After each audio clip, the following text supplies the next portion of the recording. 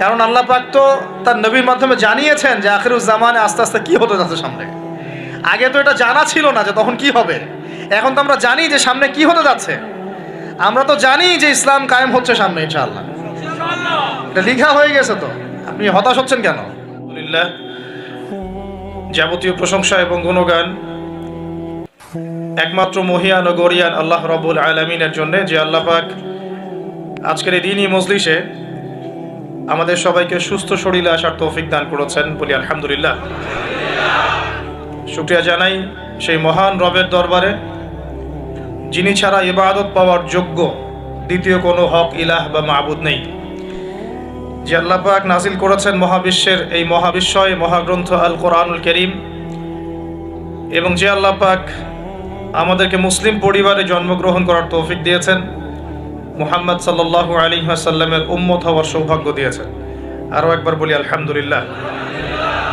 দরুদ এবং সালাত বর্ষিত হোক মহান আল্লাহ প্রেরিত সর্বশেষ এবং চূড়ান্ত নবী, মানবতার মুক্তির দূত মুহাম্মদুর রাসূলুল্লাহ সাল্লাল্লাহু আলাইহি ওয়াসাল্লামের প্রতি। আমরা একবার দরুদ পড়ি। আল্লাহুম্মা সাল্লি আলা মুহাম্মদ ওয়া আলা আলি মুহাম্মদ কামা সাল্লাইতা আলা ইব্রাহিম ওয়া আলা আলি ইব্রাহিম ইন্নাকা হামিদুম মাজিদ। আল্লাহুম্মা বারিক আলা মুহাম্মদ ওয়া আলা আলি মুহাম্মদ কামা বারাকতা আলা ইব্রাহিম ওয়া আলা আলি ইব্রাহিম ইন্নাকা হামিদুম মাজিদ। মিরগঞ্জ যুব কল্যাণ পরিষদ কর্তৃক আয়োজিত আজকের এই দ্বিতীয় তাফসীরুল কোরআন মাহফিলে আমাকে আলোচনার বিষয় দেওয়া হয়েছে ইসলামী সমাজ গঠনে যুবকদের করণীয়। ইসলামী সমাজ গঠনে যুবকদের করণীয় খুবই গুরুত্বপূর্ণ টপিক এবং একই সাথে খুবই অবহেলিত টপিক। ওয়াজ মাহফিলে এগুলো নিয়ে কথাবার্তা হয়, খুব বেশি কথাবার্তা হয়।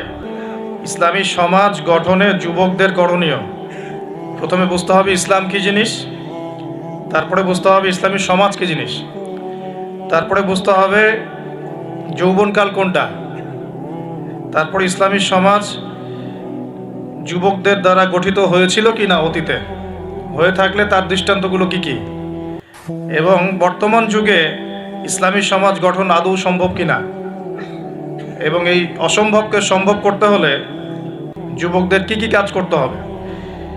কঠিন তো টপিক না, কঠিন না সহজ। আমরা প্রথমে শুরু করি এখান থেকে। বিসমিল্লাহির রহমানির রহিম। ইসলাম কি আর ইসলামিক সমাজ কাকে বলে, আগে এই বিষয়টা বুঝি, তারপরে আমরা যাই যে ইসলামিক সমাজ কারা গঠন করবে এবং এই ইসলামী সমাজ গঠনের জন্য যুবকদের ভূমিকা কি হতে পারে। এখনকার যুব সমাজ কোন কোন বিষয়গুলো নিয়ে বেশি ব্যস্ত হয়ে আছে, আর ইসলামিক সমাজ গঠন করতে হলে যুবকদেরকে কোন কোন দিকে বেশি ফোকাস করতে হবে, এগুলোই আমাদের আলোচনার মূল বিষয়। আল্লাহ পাক আমাদের সবাইকে আলোচনা আজকে দিলের কান দিয়ে শুনে বুঝে আমল করার তৌফিক দান করুন, বলি আমিন। এবং সর্বপ্রথম আল্লাহ পাক আমাকে তৌফিক দান করুন যাতে আমি যা বলছি তার উপর আমি আগে আমল করতে পারি। আপনারা আমার জন্য দোয়া করবেন, যা বলছি তার উপর যেন আগে নিজে আমল করতে পারি, এবং আমি আপনাদের জন্য দোয়া করছি আল্লাহ পাক আপনাদেরকে আমল করার তৌফিক দান করুন, আমিন।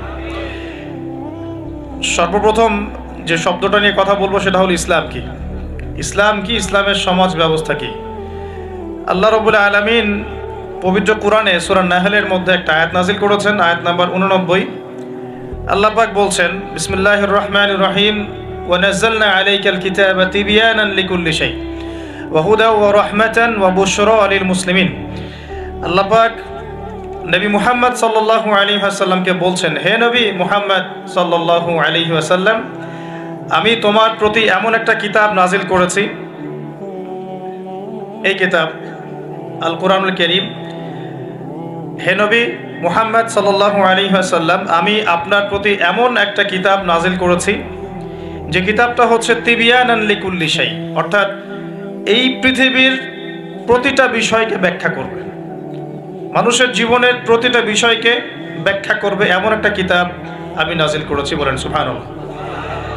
শুধু তাই নয়, ওয়াহুদান, এবং এই কিতাবটা ব্যাখ্যা তো করবেই, একই সাথে হেদায়াত মানে পথ দেখাবে, ওয়া রাহমাতান, এবং এই কিতাবটা হচ্ছে আল্লাহর পক্ষ থেকে রহমত বা অনুগ্রহ, দয়া। 3, 4 ওয়া বুশরা লিল মুসলিমিন, এবং এই কিতাবের সামনে যে নিজের ইচ্ছাকে সঁপে দিবে, যে আত্মসমর্পণ করবে, এই মুসলিমদের জন্য এই কিতাবটা হচ্ছে বুশরা, মানে সুসংবাদ। তাহলে আল্লাহ পাক এই আয়াতের মধ্যে আল কোরআনকে 4টা বিষয় বলেছেন। 1, আল কোরআন হচ্ছে প্রতিটা বিষয়ের ব্যাখ্যা, 1 নাম্বার। 2, আল কোরআন হচ্ছে হেদায়াত, মানে পথ প্রদর্শক, পথ নির্দেশ আপনাকে দিবে, গাইডেন্স। 3 নাম্বার, এই কিতাব হচ্ছে রহমা, মানে দয়া, আল্লাহর পক্ষ থেকে অনুগ্রহ। 4 নাম্বার, এই কিতাব হচ্ছে বুশরা, সুসংবাদ। কাদের জন্য সুসংবাদ? যারা এই কিতাবের সামনে আত্মসমর্পণ করবে, মুসলিমদের জন্য।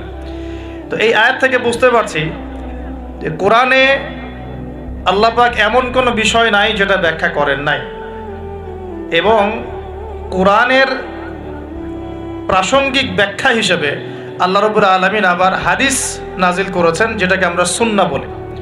এর দলিল কোথায়? সূরা হাশর আয়াত নাম্বার 7। কত নম্বর আয়াত? সূরা হাশর 7 নম্বর আয়াত। আল্লাহ পাক বলছেন, ওয়ামা আতাকুমুর রাসূলু ফাখুযু। রাসূল সাল্লাল্লাহু আলাইহি ওয়াসাল্লাম যা যা দেন নিয়ে নাও। রাসূল সাল্লাল্লাহু আলাইহি ওয়াসাল্লাম যা যা দেন নিয়ে নাও। ওয়ামা নাহাকুম আনহু ফান্তাহু। রাসূল সাল্লাল্লাহু আলাইহি ওয়াসাল্লাম যা যা ছেড়ে দিতে বলেন, নিষেধ করেন, ছেড়ে দাও। এখন রাসূল যা দেন সেটা কি কোরআনে আছে না হাদিসে আছে? বলেন। আচ্ছা, রাসূল যা থেকে নিষেধ করেন সেগুলো কি কোরআনে আছে না হাদিসে আছে? মনে করেন আমরা বললাম ঈশার নামাজ কয় রাকাত? ফরজ নামাজ 4 রাকাত। আর 4 রাকাত নামাজের মধ্যে মোট কতগুলো সেজদা হবে? 1 রাকাতে আমরা কয়টা সেজদা করব, কয়টা রুকু করব, রুকুর তাসবিহ কি পড়ব এবং কয়বার করে পড়ব, সেজদার তাসবিহ কি পড়ব, কয়বার করে পড়ব, 2 সেজদার মাঝখানে বসবো কিনা, 2 সেজদার মাঝখানে কোনো দোয়া পড়ব কিনা, রুকু থেকে উঠে সামি আল্লাহু লিমান হামিদা বলে রব্বানা ওয়া লাকাল হামদ বলতে হবে কিনা, এই খুঁটিনাটি বিষয়টা কি আপনি কোরআনে পাবেন? পাবেন না। কোরআনে পাবেন যে আপনাকে 5 ওয়াক্ত সালাত ফরজ করা হয়েছে। এখন আপনি হাদিসে গিয়ে পাবেন যে সালাতের ওয়াক্ত কেমন হবে, কখন হবে, কিভাবে ওযু করতে হবে, আপনি জুনুবি অবস্থায় থাকলে কিভাবে ফরজ গোসল করবেন, কিভাবে মেসওয়াক করবেন, ওযুর সময় কি আগে ধোবেন, বিসমিল্লাহ বলে কি আগে মাথা মাসা করবেন নাকি আগে হাতের কবজি পর্যন্ত ধোবেন, কি করবেন, ধারাবাহিকতা কেমন হবে, নামাজের দিকে আপনি কিভাবে যাবেন, কীরকম পোশাক পরলে নামাজ হবে, কেমন করলে নামাজ হবে না, কোন ওয়াক্তে নামাজ পড়লে নামাজ হবে, কোন ওয়াক্তে পড়লে হবে না, কোন ওয়াক্তের নামাজ কত রাকাত হবে, কোন রাকাতে কয়টা সেজদা করবেন, কয়টা রুকু করবেন, ইত্যাদি, মানে খুঁটিনাটি বিষয়। এই খুঁটিনাটি বিষয়গুলো কিন্তু আছে হাদিসে। কোথায় আছে ভাই? এই হাদিস এবং সুন্নাহ প্লাস কোরআন, এই দুটোকে মিলেই হচ্ছে ওয়াহি, আল্লাহ পাকের ওয়াহি। এখন অনেকেই এই আয়াতের ভুল ব্যাখ্যা করতে পারেন যে আল্লাহ পাক তো বলেছেন কোরআনের সমস্ত বিষয় আমি ব্যাখ্যা করেছি, তাহলে হাদিসের কি প্রয়োজন আছে? উত্তর হচ্ছে আল্লাহ পাক কোরআনের সমস্ত বিষয়ের মূল নীতি ব্যাখ্যা করেছেন, আর হাদিসে গিয়ে এর বিস্তারিত ব্যাখ্যা করেছেন। আমি কি বুঝাতে পারছি? আরেকটা দলিল সূরা নাজম আয়াত নাম্বার 3-4। সূরা নাজম আয়াত নাম্বার 3-4 আল্লাহ রাব্বুল আলামিন বলছেন যে ওয়ামা ইয়ানতিকু আনিল হাওয়া। মুহাম্মদ সাল্লাল্লাহু আলাইহি ওয়াসাল্লাম নিজের মন গড়া কোনো কথা বলেন না। মুহাম্মদ সাল্লাল্লাহু আলাইহি ওয়াসাল্লাম নিজের মন গড়া একটা শব্দ উচ্চারণ করেন না। ইন হুয়া ইল্লা ওয়াহয়ু ইউহা। তিনি শুধু অতটুকু কথা বলেন যেটা তার কাছে ওহী করা হয়। সুবহানাল্লাহ। যখন থেকে নবী সাল্লাল্লাহু আলাইহি ওয়াসাল্লামের কাছে নবুয়ত এসেছে, এরপর থেকে একটা শব্দ নবী সাল্লাল্লাহু আলাইহি ওয়াসাল্লাম আল্লাহর হুকুম ছাড়া বলেন নাই। একদিন এক ব্যক্তি এসে জিজ্ঞাসা করছিল যে আল্লাহর কাছে সবচেয়ে নিকৃষ্ট জায়গা কোনটা আর সবচেয়ে উৎকৃষ্ট জায়গা কোনটা। নবী সাল্লাল্লাহু আলাইহি ওয়াসাল্লাম চুপ করে থাকলেন অনেকক্ষণ। তিনি চুপ করে আছেন মানে তার কাছে ওহী নাজিল হচ্ছে। কি নাজিল হচ্ছে? ওহী। কিছু কিছু সাহাবী বলতেন, যেমন একজন সাহাবীর নাম হচ্ছে যায়েদ ইবনে হারেসা। তিনি একদিন বলেছিলেন যে একদিন নবী সাল্লাল্লাহু আলাইহি ওয়াসাল্লাম আমার পাশে বসেছিলেন, তার উরু, তার পায়ের এই অংশটা আমার পায়ের উপরে ছিল। হয় না অনেক সময় আমরা বসি না একসাথে মসজিদের মধ্যে, তো এইরকম একটা অবস্থায় আল্লাহর রাসূলের উপর ওহী চলে আসছে। তো সাহাবী বলছেন ওই সময় আমার কাছে মনে হচ্ছিল যে আমার পাটা মনে হয় ভেঙে গুঁড়া হয়ে যাবে। আমার কথা বুঝতে পারছেন না? ওহীর যে একটা ভার, ওহী আসছে, তিনি বুঝতে পারছেন যে তার ফিজিক্যালি তার মধ্যে অন্যরকম একটা স্ট্রেংথ চলে আসছে। আয়েশা রাদিয়াল্লাহু আনহা তিনি বলেছিলেন যে নবী সাল্লাল্লাহু আলাইহি ওয়াসাল্লামকে আমি দেখেছি প্রচণ্ড ঠান্ডার সময় তার কাছে ওহী আসছে, কোরআনের হাদিসের ওহী আসছে, এবং প্রচণ্ড ঠান্ডার মধ্যে তিনি দরদর করে ঘামা শুরু করেছেন। তো ওহী আসলে বোঝা যেত কিছু একটা হচ্ছে। তো নবী সাল্লাল্লাহু আলাইহি ওয়াসাল্লাম নবী হওয়ার পরে একটা শব্দ আল্লাহর ওহী ছাড়া কাউকে বলেন নাই। এটা হচ্ছে ইসলামের একটা প্রামাণ্যতা, মানে ইসলাম যে এতই নিখুঁত, এতই নিপুণ, এখানে যার্রা পরিমাণ বাতিল ঢোকার কোনো সুযোগ নাই। তো এই ব্যক্তি জিজ্ঞাসা করছিলেন আল্লাহর কাছে সবচেয়ে উৎকৃষ্ট জায়গা কোনটা, নিকৃষ্ট জায়গা কোনটা। নবীজি উত্তর দিচ্ছেন না, চুপ করে আছেন। তার মানে ওহী নাজিল হচ্ছে এখন। বেশ কিছুক্ষণ পর তিনি বললেন, শোনো, ওই ব্যক্তি কোথায় যে প্রশ্ন করেছিল? বলা হলো, ওই যে, ডেকে নিয়ে আসো। তাকে কাছে ডেকে বলা হচ্ছে, শোনো, আল্লাহর কাছে সবচেয়ে উৎকৃষ্ট জায়গা হচ্ছে মসজিদ। কোন জায়গা ভাই? মসজিদ। আর আল্লাহর কাছে সবচেয়ে নিকৃষ্ট জায়গা হচ্ছে বাজার। কোন জায়গা? বাজার। যেটা আমাদের এখন বেশি বেশি বাজার, ঘন ঘন বাজার। শেষ জামানায় বাজার ঘন ঘন হবে, কে আমাদের আলামত। বাজার ঘাট হবে খুব ঘন ঘন, বাসার থেকে বের হলেই বাজার। এটা হয় না এখন? তো এত কিছু চোখে দেখার পরেও মানুষকে বোঝাতে হয় যে হাতে সময় কম। আল্লাহ পাকের গজব একটার পর একটা আসতে আছে, দেখতে পারতেছেন না? সামনে যে বড় সড়ো কোনো বন্যা হয় কিনা আল্লাহ ভালো জানে। বলা হচ্ছে যে একটা জলোচ্ছ্বাসের মানে ঝুঁকির মধ্যে আছে বিশ্বের বহু কান্ট্রি। বিশ্বের বহু কান্ট্রি জলোচ্ছ্বাস, বড় একটা জলোচ্ছ্বাসের হুমকির মধ্যে আছে। 20 ফুট থেকে 25 ফুট পানি উঠে যাবে, উঠে উপকূলবর্তী অঞ্চলগুলো ডুবিয়ে দিবে। এটা এখন গবেষকরাই বলছেন, বিজ্ঞানীরা। আর আমরা তো আগেই বলেছি, যখন একটা জনপদের মধ্যে শিরকের পাপ বেশি হয়, কোন পাপ? শিরকের পাপ। শিরক শুধুমাত্র ওই মূর্তি পূজা করাই শিরক নয়। আপনাদেরকে জানাই দিতে চাই, কবর পূজা করাও শিরক। কথা কি বুঝতে পারছেন? আমার কথা কিভাবে নেবেন জানি না, কিন্তু আমাকে তো বলতে হবে। শুধু মূর্তি পূজা করাই শিরক না, কবরে সেজদা করাও শিরক। তো যখন শিরকের সয়লাব হয় একটা এলাকার মধ্যে, একটা জাতির মধ্যে, তখন নূহ আলাইহিস সালামের কওমকে আল্লাহ পাক যেমন প্লাবন দিয়ে ভাসিয়ে দিয়েছিলেন, ওরকম বন্যা জলোচ্ছ্বাস প্লাবন দিয়ে ভাসিয়ে দিবেন আল্লাহ। কারণ নোংরামি ধুইতে হলে অনেক পবিত্র পানির দরকার আর কি। আর শিরক হচ্ছে সবচেয়ে নোংরা জিনিস। আল্লাহর জমিনের সবচেয়ে নোংরা জিনিস কি? শিরক। এগুলো তো গেল ধর্মতাত্ত্বিক শিরক। এখন তো শিক্ষার মধ্যেও শিরক, শিক্ষার মধ্যেও শিরকি আকীদা ঢুকিয়ে দেওয়া হচ্ছে। এবং এটা কোন আকীদা, এটা বলার তো আর প্রশ্ন আসে না, সবাই বোঝেন কোন আকীদা। যখন মানুষ কোরআনের সৃষ্টিতত্ত্ব বাদ দিয়ে মানব রচিত সৃষ্টিতত্ত্ব বইয়ের মধ্যে ঢুকায়, এগুলো শিরক না? অর্থনীতির মধ্যে এখন শিরক আছে। কিরকম? আল্লাহ পাক হালাল যে অর্থনীতি দিয়েছেন, ওটাকে বুড়া আঙ্গুল দেখিয়ে এখন সুদ ভিত্তিক অর্থনীতি চলছে সব জায়গায়।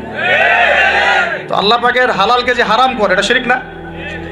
এটা সূরা তওবা পড়বেন, সূরা তওবার 31 নম্বর আয়াত। আমি রেফারেন্সের কথা বলছি। সূরা তওবার 31 নম্বর আয়াত পড়ে দেখবেন, আল্লাহ পাক বলছেন যে আল্লাহর হালালকে যদি কেউ হারাম করে নেয় আর হারামকে হালাল করে নেয়, এই যে পরিবর্তন, এই কাজটা, এটা কিন্তু শিরকি আকীদা, কুফর, শিরক। আপনি আল্লাহর হালালকে হারাম করতে পারেন না। আল্লাহ পাক একটা হারাম করেছেন, আপনি হালাল করতে পারবেন না। মানেন না ব্যক্তিগতভাবে, সেটা আলাদা বিষয়, কিন্তু অন্যের উপর ইম্পোজ করতে পারবেন না। মনে করেন আল্লাহ পাক হালাল করেছেন পর্দা, আপনি পর্দা করেন না, বুঝলাম, এটা আপনার ব্যক্তি স্বাধীনতা, কিন্তু আপনি পর্দাকে ব্যঙ্গ করতে পারবেন না। ব্যঙ্গ করলে কুফরি হয়ে যাবে। কথা বোঝাতে পারছি ভাই? নিজে পালন করে না, সেটা আলাদা বিষয়। আমি পালন করি না, তার কাছে মনে হয় যে বেপর্দায় চললেই মনে হয় ভালো, নাউজুবিল্লাহ। ওর কাছে এটাই মনে হয়, ওর কাছে এটাকে মনে হয় প্রগতি, অগ্রগতি, উন্নয়ন। তো সে তার থট নিয়ে থাক। কিন্তু যদি সে বলে যে না, পর্দা সেকেলে প্রথা, এখন চলে না, ওই যুগে চলতো, এটাকে টিটকারি করে, ব্যঙ্গ করে, তাহলে কুফরি করবে, শিরক করবে। মনে করেন মদ আল্লাহ হারাম করেছেন, আর কিছু মানুষ মদ খায়, হারাম মনে করেই খায় বা হালাল মনে করেই খায়, মানে খায় আর কি। তো একজন খায়, সেটা আলাদা আলাদা পাপ। আর কেউ যখন মনে করবে যে না, আল্লাহ পাকের এই হালাল হারামের বিধান আমি মানি না, আল্লাহ পাকের হালাল হারামের বিধান আমি মানি না, তখন হবে শিরক আর কুফর। এমনি হচ্ছে কবিরা গুনাহ। আর যখন হালালকে হারাম করে নিবে আর হারামকে হালাল করে নিবে, তখন শিরকের পর্যায়ে চলে যাবে। তো এই সিস্টেম এখন চলছে না?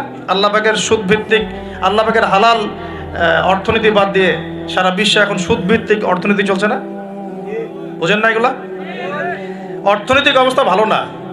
আস্তে আস্তে বিশ্বের মধ্যে ভয়াবহ অর্থনৈতিক সংকট দেখা দিবে, এবং এই সংকটটা ফেস করবে মূলত এই মধ্যবিত্ত শ্রেণী আর নিম্ন মধ্যবিত্ত শ্রেণী। খুব ধনী দেশের কোনো সমস্যা হবে না, যারা মিডল ক্লাস কান্ট্রি বা আরেকটু নিচু মানের কান্ট্রি অর্থনৈতিক দিক থেকে, এদের সামনে ভয়াবহ একটা অবস্থা ফেস করতে হবে। সময় যাইতে দেন, আস্তে আস্তে সব স্পষ্ট হয়ে যাবে, আপনারাই বুঝতে পারবেন। অলরেডি গরিব মানুষ হাহাকার করা শুরু করেছে, হাহাকার করা শুরু করেছে। বড় লোকের তো কোনো সমস্যা নাই, গ্যাস তেল চাল ডাল সব কিছুর দামও যদি বাড়ে, বড় লোকের কোনো সমস্যা আছে? আমার তো কোনো সমস্যা নাই, আমি তো খেতে পারতেছি, কোনো না কোনোভাবে খেতে পারতেছি। কিন্তু যে কৃষক, মজুর, শ্রমিক, হ্যাঁ, যারা গরিব মানুষ, এরা তো আমার মতো না। আমার জন্য 4 বার বিদ্যুতের দাম বাড়লেও কোনো সমস্যা নাই। 1000, 1500, 2000, 3000 আপনি ইফোর্ট দিতে পারছেন, আপনার তো সমস্যা নাই। কিন্তু যে ব্যক্তির মাসিক আয় 3000 টাকা, সে কি করবে? সে তো ইফতার করতে বসে বদদোয়া করা শুরু করবে। এবার বহু মানুষ ইফতারির টেবিলে বসে আল্লাহর কাছে বদদোয়া করা শুরু করবে। আমি অনেকদিন আগে বলেছি, কারণ এটা বলেছি বৈশ্বিক অর্থনৈতিক সংকটের কারণে। পুরো বিশ্বে একটা ইকোনমিক সংকট চলছে। এবং এই কথাগুলো যেগুলো বলছে, এগুলোর সাথে কিন্তু আমাদের ইসলামিক সমাজ ব্যবস্থা জড়িত আছে। আমরা ওদিকে আসতেছি। প্রথমে বোঝেন যে এটাও শিরকি একটা সিস্টেম চলতেছে। আর বিশ্বে যে শিরকটা চলতেছে বড়, সেটা আরো ভয়াবহ। সেটা কি? বিশ্বের যারা মোরল, যারা এখন বিশ্ব চালায়, তারা বলতেছে এক কথায় যে ধর্মের কোনো দরকার নাই বিশ্বে ধর্মের কোনো দরকার নাই, ধর্মগ্রন্থেরও দরকার নাই, ধর্মীয় বিধানেরও দরকার নেই। এই বিশ্ব চালাবো আমরা, বিশ্বের বিধান রচনা করব আমরা, বিশ্বকে পরিচালনা করার মূলনীতি বানাবো আমরা, বিশ্বের মানুষকে চালাবো আমরা। নাউজুবিল্লাহ বলছি ঠিকই, বিশ্ব চলছে এইভাবে। এখানে আল্লাহর আসমানি কিতাব, কোরআন, হাদিস, শরিয়া, ইসলামী সমাজ, এগুলো বুড়া আঙ্গুল সব। কেউ টাইম দেয় না এগুলো। মুখে মুখে বক ধার্মিকতা দেখায়। জুমার দিনে সে নামাজ পড়ে, ঈদের নামাজ পড়তে আসে, তারাবির নামাজ পড়তে আসে, দাড়ি রাখছে, পাগড়ি পড়ছে, এটা বক ধার্মিকতা। আগে ভিতর ঠিক করতে হবে। তো ভিতরটা কি? ভিতরটা হচ্ছে তাবারাকাল্লাযী বিয়াদিহিল মুলক। সূরা মুলকের 1 নম্বর আয়াতে কি বলছেন আল্লাহ পাক? তাবারাকাল্লাযী বিয়াদিহিল মুলক, বরকতময় সেই আল্লাহ। এই আল্লাহ পাক মহাবিশ্ব সৃষ্টি করেন নাই? এই মহাবিশ্ব কে সৃষ্টি করছে?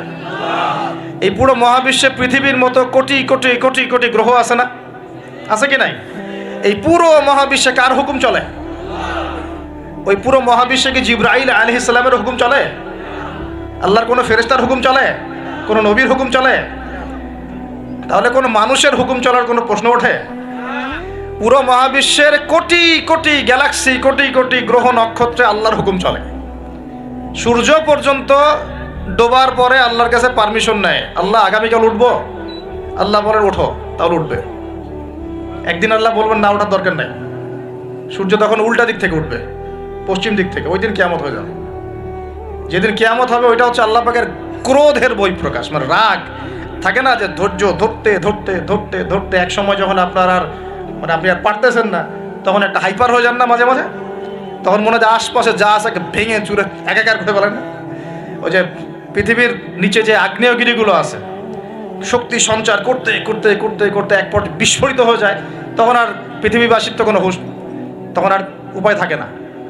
তো এরকম কিয়ামতের দিনটা হচ্ছে আল্লাহ পাকের ক্রোধের বহিঃপ্রকাশ। মানে এক হুকুমেই পুরো মহাবিশ্বের সব গ্রহ ধ্বংস হয়ে যাবে, এক হুকুমে। তাই পুরো মহাবিশ্বে আল্লাহ ছাড়া কারো হুকুম চলে?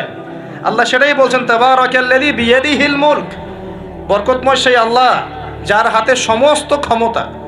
যার হাতে কি ভাই? মুলক মানে কি? রাজত্ব। এখনকার তোমরা যারা পলিটিক্যাল সায়েন্স পড়াও, তোমাদের বা আপনাদেরকে বলছি, রাজত্ব মানে কি? রাজত্বের ইংরেজি প্রতিশব্দ কি? সভরেন্টি। মানে বলেন, সভরেন্টি মানে কি? সার্বভৌমত্ব। মানে কি? সার্বভৌমত্ব। আল্লাহ পাক বলছেন মহাবিশ্বের সার্বভৌমত্ব আমার হাতে। সুবহানাল্লাহ। কার হাতে? মহাবিশ্বের সার্বভৌমত্ব কার হাতে? সভরেন্টি কার হাতে? দুনিয়াতে এই সভরেন্টি, সার্বভৌমত্ব মানুষের হাতে। বুঝেন নাই মনে হয়? এই দুনিয়াতে সভরেন্টি, মুলক, সার্বভৌমত্ব এখন আল্লাহর হাতে নাই, মানুষের হাতে। মানুষ যা মনে করে তাই চালায়। এখন আল্লাহ পাকের বিধান, আল্লাহ, রাসূল, এগুলো বাদ। তো এটা হচ্ছে সবচেয়ে বড় শিরক সারা বিশ্বের। এটা সারা বিশ্বের সবচেয়ে বড় পর্যায়ে শিরক। তো শিরকে ডুবে আসি আমরা, এটাকে বোঝেন। আমি তো বলছি না যে এখন এই প্রবলেমসগুলোকে রাতারাতি সলভ করা যাবে, এমনটা তো বলছি না। বলছি পুরো ওয়ার্ল্ডে এরকম শিরকি একটা সিস্টেম প্রতিটা ক্ষেত্রে চলছে, কিভাবে সলভ করবেন সেটা পরের বিষয়, আগে তো বুঝতে হবে কোথায় আছে বিশ্ব এখন।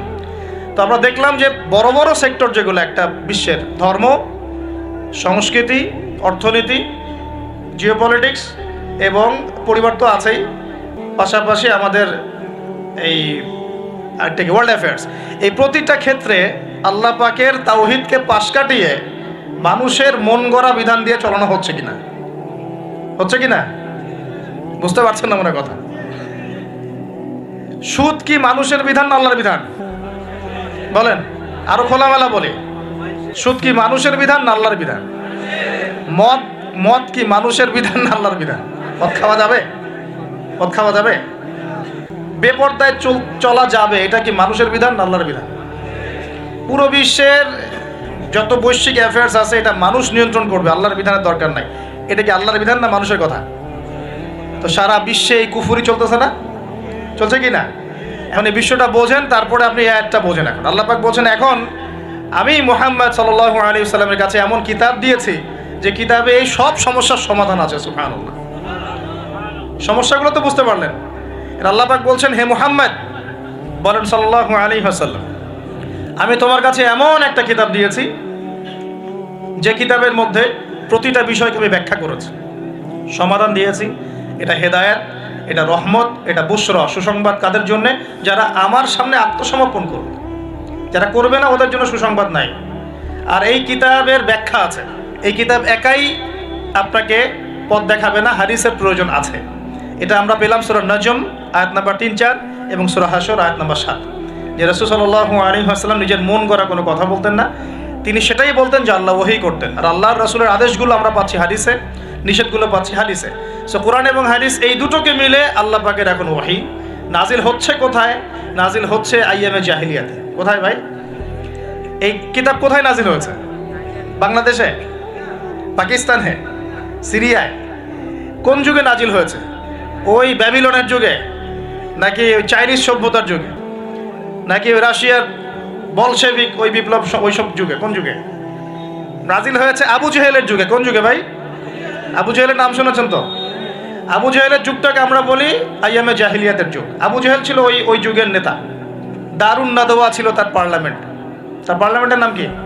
দারুন নাদওয়া। সেখানে আবু জেহেল, আবু লাহাব, উতবা, সাইবা, রাবিয়া এরা সব বসে বসে বুদ্ধি পাকাইতো আর কি, কি করতে হবে কি করতে হবে না।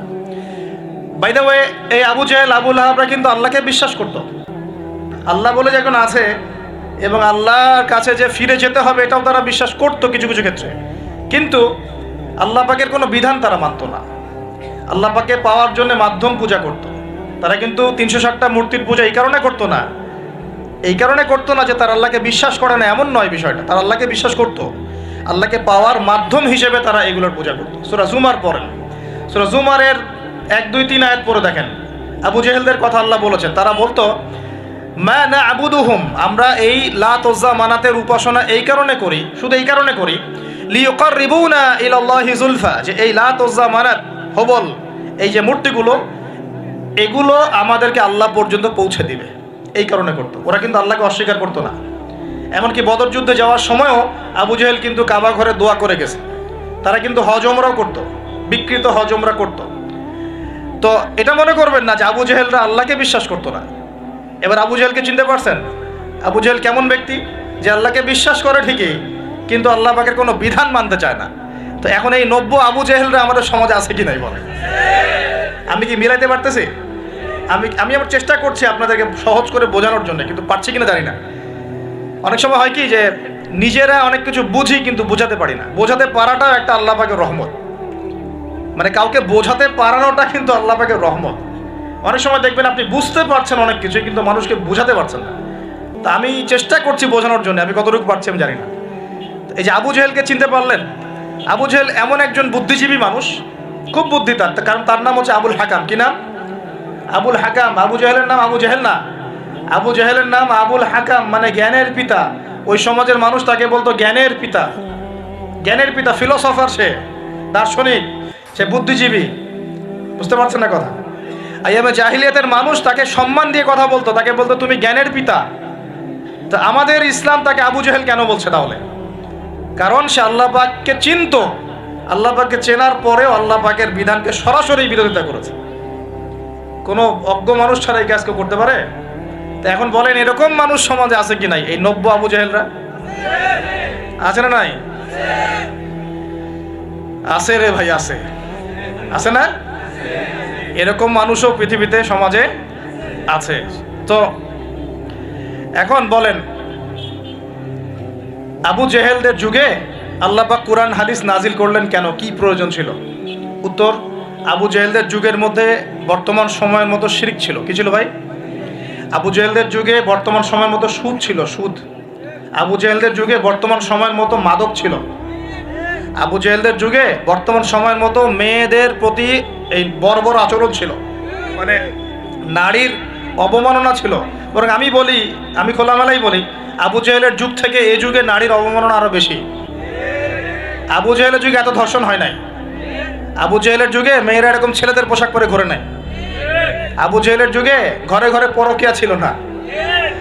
আবু জেহেলের যুগে যে ফ্ল্যাটে ফ্ল্যাটে জেনা আর ক্যাসিনো আর বার আর মেয়েদের ড্যান্স, পর্নোগ্রাফি, এগুলো ছিল না। এগুলো কোনোটাই আবু জেহেলের যুগে ছিল না। ওই যুগটাকে তো খুব আমরা গালিগালাজ করতে পছন্দ করি, হ্যাঁ, একদম জাহিলি যুগ, আইয়ামে জাহিলিয়াত, তাই না? মেয়েদেরকে একদম জীবন্ত কবর দেওয়া হতো, এই কথা বলি না? তো এখন আবার কোথায় মেয়েকে সম্মান দেওয়া হচ্ছে? দেখলেন না কয়দিন আগে কি ঘটনা ঘটলো ঢাকায়? তো এখন আবার মেয়েদের কোথায় সম্মান দেওয়া হচ্ছে?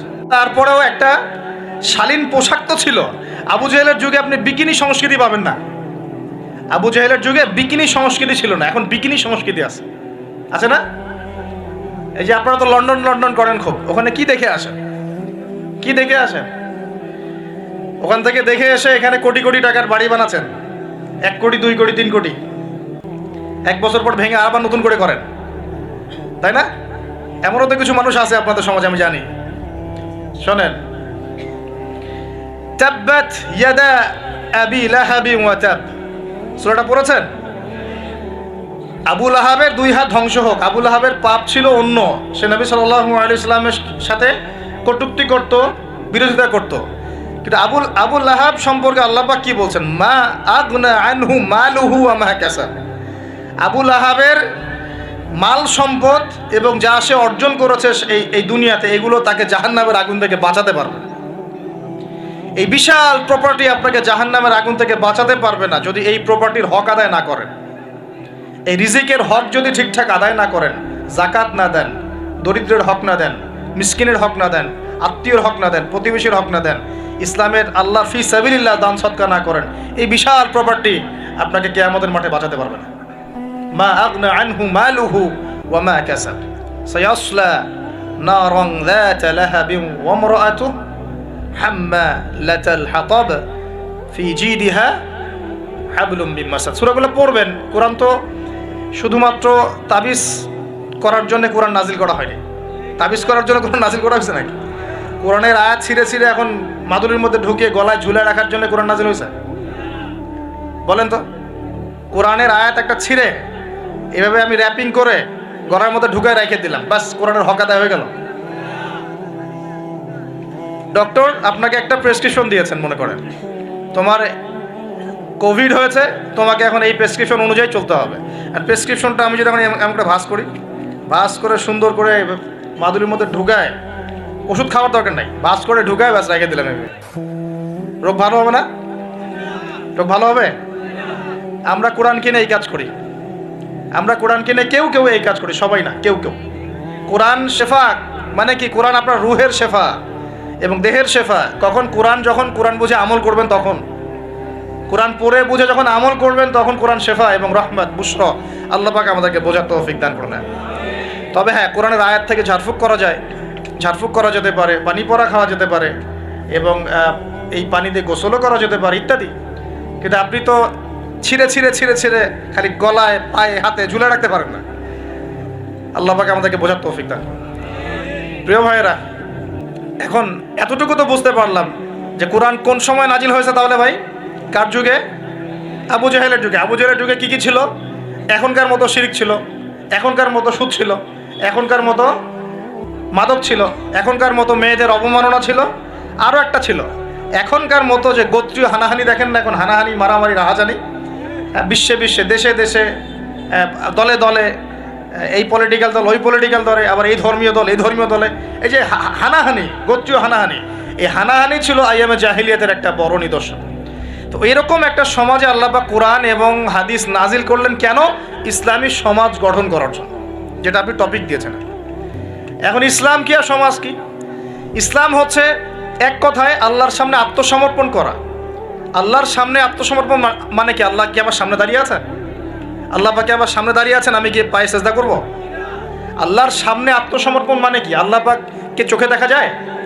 আল্লাহ রাব্বুল আলামিনকে দুনিয়ার কোনো চোখ দেখতে পারবে না, সুবহানাল্লাহ। হ্যাঁ, জান্নাতে যারা যাবে তারা আল্লাহকে দেখতে পারবে ইনশাআল্লাহ। আর ইনশাআল্লাহ আমরা আশা করি আমরা সেই কাতারভুক্ত হব ইনশাআল্লাহ। একদিন না একদিন আমরা আল্লাহকে দেখবো ইনশাআল্লাহ।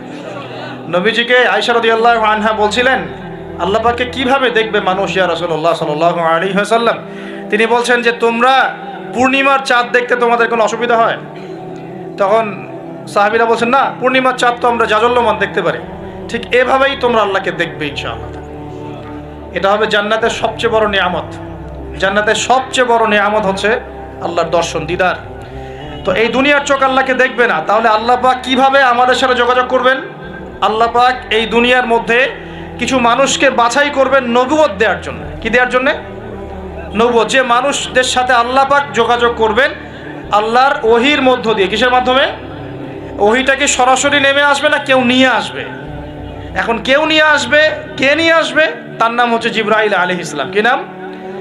আল্লাহ রব্বুল আলামিন জিবরাইল আলাইহিস সালামের মাধ্যমে কোরআন সুন্নাহর এই ওহী সর্বশেষ নবী মুহাম্মদ সাল্লাল্লাহু আলাইহি ওয়াসাল্লামের কলবে ওহী করেছেন। খুশি হন নাই? কোন যুগে ওহী করেছেন? আবু জেহেলের যুগে। কোন যুগে? যে যুগটার সাথে আমাদের যুগের মিল আছে। আচ্ছা, এখন আল্লাহ পাক বলেছেন এর সামনে তোমরা মাথা নত করো। মাথা নত মানে কি? জাস্ট মাথাটা নত করে দেওয়া? মাথা নত মানে নিজের ইচ্ছাকে সঁপে দাও, নিজের ইচ্ছাকে সঁপে দাও। মন চাচ্ছে আমি নামাজ পড়বো না, আল্লাহ বলছেন পড়তে হবে, এর নাম সঁপে দেওয়া। মন চাচ্ছে আমি একটু মদ খাই, আল্লাহ বলেছেন খাওয়া যাবে না, হারাম, এর নাম সঁপে দেওয়া। মন চাচ্ছে একটা মেয়ের সাথে একটু কিপ করি, ডেটিং করি, একটা মেয়েকে নিয়ে ফুর্তি করি, আল্লাহ বলছেন জেনা করা যাবে না, এর নাম সঁপে দেওয়া। মন চাচ্ছে ভরপেট খাই রমজান মাসে, আল্লাহ বলছেন না, রমজান মাসে খাওয়া যাবে না, রোজা রেখে, এর নাম সঁপে দেওয়া। মন চাচ্ছে সম্পদের পাহাড় গর্ব, কাউকে কিছু দিব না, আল্লাহ বলছেন না, নেশাব হয়ে গেলে জাকাত দেওয়া লাগবে, এটা হলো সঁপে দেওয়া। সঁপে দেওয়া মানে কি? আল্লাহ পাকের বিধিবিধানের সামনে নিজের ইচ্ছাকে আত্মসমর্পণ করা, যে আল্লাহ যা বলেছেন আমি তাই করব, যা ছেড়ে দিতে বলেছেন ছেড়ে দিব, দ্যাটস অল। এর নাম ইসলাম। ইসলাম হলো এই বিষয়টার নাম, নিজের ইচ্ছাটাকে আল্লাহ পাকের বিধানের সামনে আত্মসমর্পণ করে দেওয়া। আমরা অনেকেই বলি ইসলাম মানে কি? শান্তি। এই যে শান্তি, এই শান্তি ব্যাখ্যা দিয়ে দিয়ে কি করা হচ্ছে জানেন? ওই যে বদর, উহুদ, খন্দক, খায়বার, হুনাইন, মুতা, এইসব ইতিহাসগুলোকে সরিয়ে দেওয়া হচ্ছে। ইসলাম মানে তো শান্তি। ইসলাম শান্তির সাথে আবার এইসবের কি সম্পর্ক? শান্তির সাথে মোতার যুদ্ধের কি সম্পর্ক? যুক্তি দিচ্ছে শান্তির সাথে বদর যুদ্ধের আদর্শের কি সম্পর্ক? ইসলাম মানে তো শান্তি। ইসলাম মানে শান্তি কখন? ইসলাম মানে হলো আত্মসমর্পণ। যখন একজন মানুষ নিজের ইচ্ছাকে আল্লাহর সামনে সঁপে দিবে, এর মধ্য দিয়ে সে শান্তি অর্জন করবে ইনশাআল্লাহ। মানে নিজের ইচ্ছাকে আল্লাহর সামনে সঁপে দিলে পরে শান্তি পাওয়া যায়। কারণ আমি তো জানি না যে আমার জন্য কোনটা ভালো কোনটা মন্দ। কে ভালো জানে? যিনি আমাকে সৃষ্টি করেছেন। মনে করেন আপনি একটা মোবাইল ফোন বানিয়েছেন, আপনি এটার মেকার বা ক্রিয়েটর। এখন আপনার চেয়ে কি কেউ ভালো জানে এই ফোনের মধ্যে কি আছে? বলেন। আপনি একটা কম্পিউটার ফাংশন করেছেন, একটা সফটওয়্যার তৈরি করেছেন, একটা অ্যাপস তৈরি করেছেন। আপনার চেয়ে কি কেউ ভালো জানবে এই অ্যাপস কি কাজ করতে পারে, এই সফটওয়্যার কি কাজ করতে পারে, এই কম্পিউটারের ফাংশন কি? এখন আল্লাহ পাক পুরো মহাবিশ্ব সৃষ্টি করেছেন, আমাদেরকেও সৃষ্টি করেছেন। এখন আমাদের জন্য কোনটা ভালো কোনটা খারাপ, কোনটা হক কোনটা বাতিল, কোনটা ন্যায় কোনটা অন্যায়, কোনটা করলে আমরা দুনিয়ায় ভালো থাকবো, পরকালে ভালো থাকবো, এটা কি আল্লাহ পাকের চেয়ে ভালো কেউ জানবে? এই সহজ কথাটা বুঝতে এত সমস্যা কিসের?